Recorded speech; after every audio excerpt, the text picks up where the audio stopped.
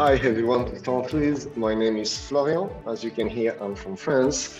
And for the last 3 years, I've been helping couple in my situation, which means like people married with someone from another nationality, helping people together with someone from another nationality to get officially married. And we are actually the first couple from the GCC who got married in the Metaverse. How did you kind of find out that this was, marrying in Metaverse was even possible? We got officially married in 2019 in Georgia. And since then, we've been trying to prepare our wedding with the family. My family is in France. My wife's family is in Paraguay. If you take Paraguay and France, there is nothing in between to make the wedding. So we need to find the best compromise to make a wedding with everyone. However, COVID hit us, and for the last 3 years almost, we haven't been able to organize the wedding. So as long as time passed, we've been looking for alternatives.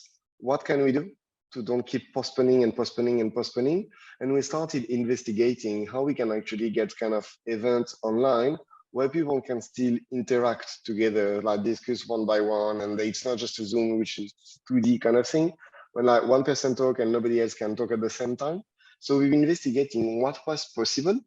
And the Metaverse was one of the options available for this. What was the process like from start to finish? It's like a normal ceremony.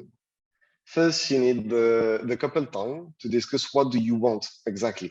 Who you want to invite, what dress you want to wear, how much budget you want to put, how long should it take. So that's normal wedding planning.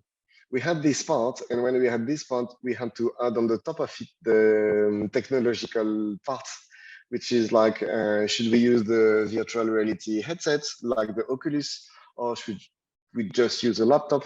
What are the options available to make it accessible for people, for my brothers, up to my parents and my grandparents? On the day of the wedding, were you kind of just sitting at home?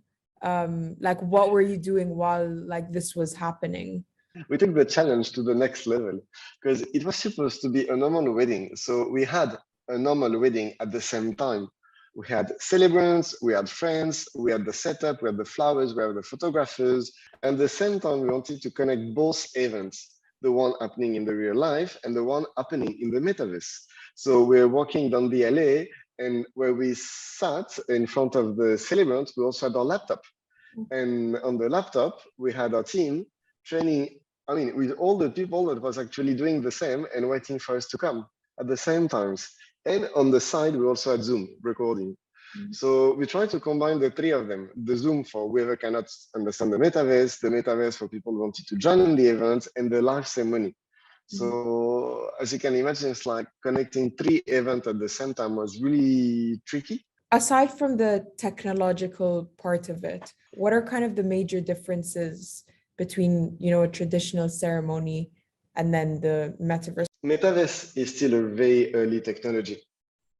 So there's still a lot of things not happening the way you would like. And it's going to go in this direction. Every day it's becoming better technology, more efficient and so on.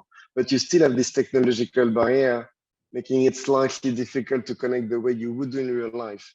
So even though it gives us the opportunity to get both families plus our friends together in the same events, we still face a bit of frustrations. Like you want to talk, and it's like it's really hard to find the right avatar, so you don't know the name of everyone. So you had some little sparks on the top of the event that we missed from a normal event. A normal event, your friends, you can directly talk to them.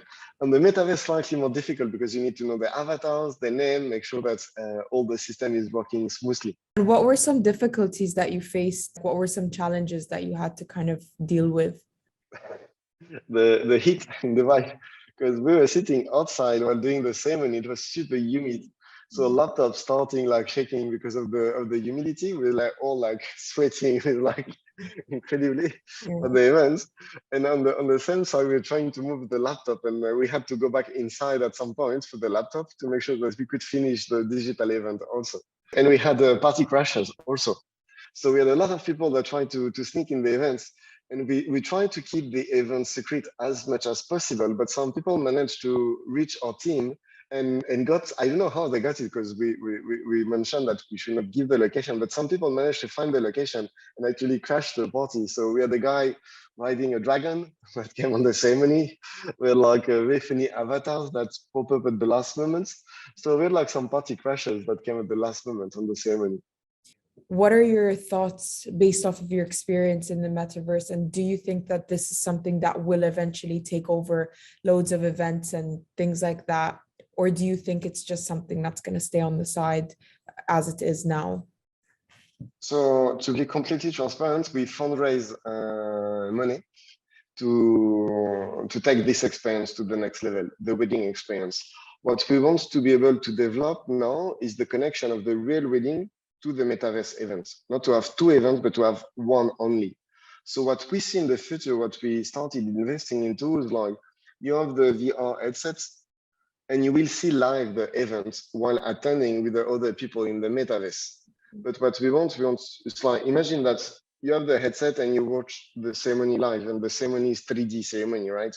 So you have cameras on the ceremony, you can see, but you can interact with all the people who cannot be physically at the ceremony. That's where we're gonna see this going. That's where we're gonna invest into.